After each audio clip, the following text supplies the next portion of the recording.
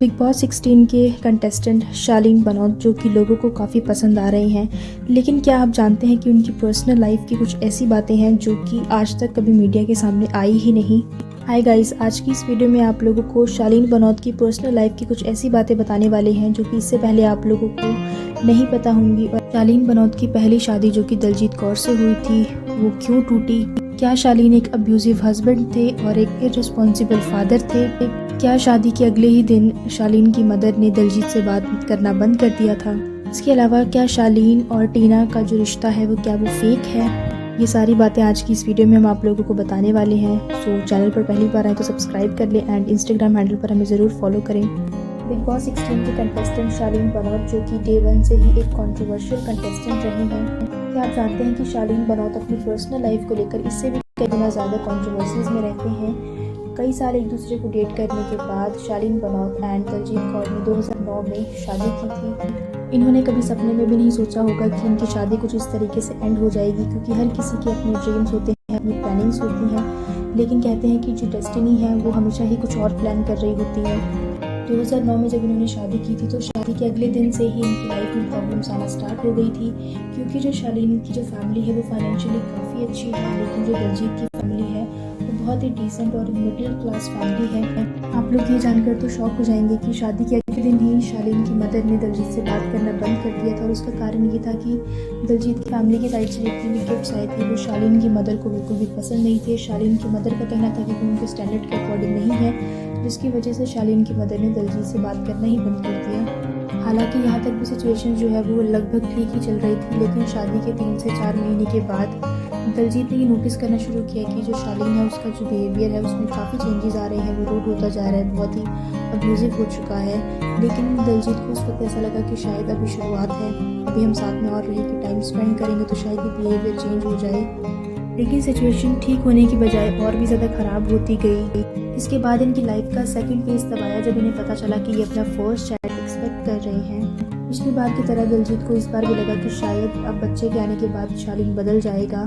Situation जो थी वो पहले से भी कई गुना ज़्यादा ख़राब हो चुकी थी। शालीन ने दलजीत को प्रेगनेंसी के जो रूटीन चेकअप्स होते हैं उसके लिए भी ले जाना बंद कर दिया था। दलजीत को इमोशनली मेंटली कोई भी सपोर्ट नहीं था शालीन की साइड से। शालीन ने दलजीत को फोर्स करना शुरू कर दिया था कि अब उसे नॉर्मल डिलीवरी ही करवानी है, अगर उसने सीजेरियन करवाया तो वो एक इनफ वुमेन ही नहीं है। और इस बात की वजह से दलजीत स्ट्रेस में रहा करती थी और वो स्टेरॉइड्स पे थी, जिसके बारे में शालीन को पता भी नहीं था।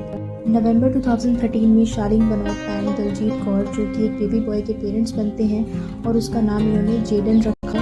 बेटे के जन्म के बाद शालीन ने मेंटली, फिजिकली और फाइनेंशियली दलजीत को सपोर्ट करना बंद कर दिया था। दलजीत का कहना है कि शालीन को इतना भी नहीं पता था कि कब उसके बेटे ने खाना खाया है और कब नहीं खाया है, क्योंकि वो घर पे रहता ही नहीं था, मोस्ट ऑफ द टाइम से बाहर ही रहा करता था।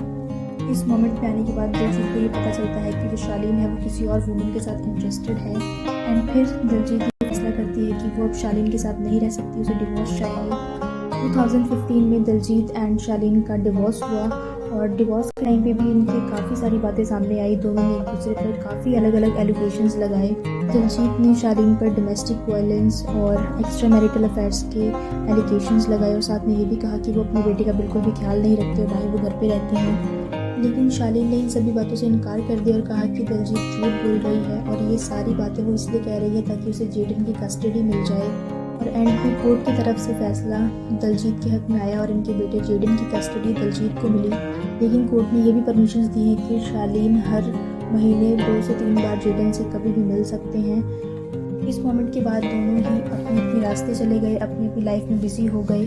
और बिग बॉस 13 के सीज़न में Dalljiet Kaur as a contestant आई थी, लेकिन अनफॉर्चुनेटली सेकेंड वीक में ही वो घर से बेघर हो गई थी।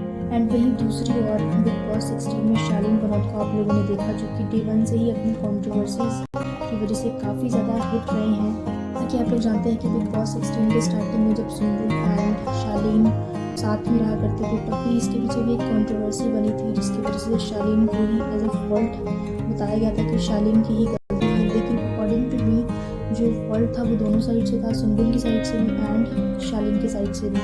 एंड उसके कुछ हफ्तों के बाद आप लोगों ने देखा कि शालीन एंड टीना का एक कपल वाला साइड हमें देखने को मिला, जिसमें से कि बहुत सारे लोगों ने कहा कि शालीन एंड टीना फेक है। आप लोगों को क्या लगता है हमें ज़रूर बताएं नीचे कमेंट में।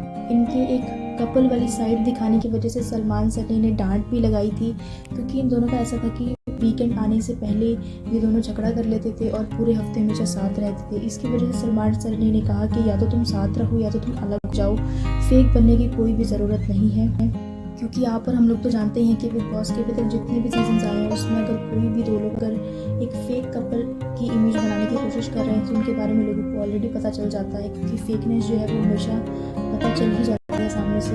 लेकिन जो रियल कपल होते हैं वो हमेशा रियल रहते हैं और उनकी रियलिटी हमेशा रियलिटी ही रहती है। जैसा कि आप लोग जानते हैं कि रिसेंट जो बिग बॉस का जो लास्ट सीजन रहे हैं, जैसे कि करण कुंद्रा एंड तेजस्वी, उसके अलावा शहनाज गिल और सिद्धार्थ, ये सारे एक रियल कपल थे और जिसकी मिसालें लोग आज भी देते हैं। लोग इन कपल्स को अभी भी बहुत ज़्यादा प्यार देते हैं। आप लोग को क्या कहना है इस पूरी रिपोर्ट पर नीचे हमें कमेंट करके ज़रूर बताएं। कौन आप लोगों को सही लगा और कौन गलत लगा, नीचे हमें अपनी राय देना ना भूलें।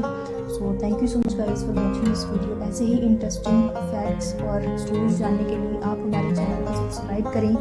Thank you very much for watching this video and I will see you in the next one.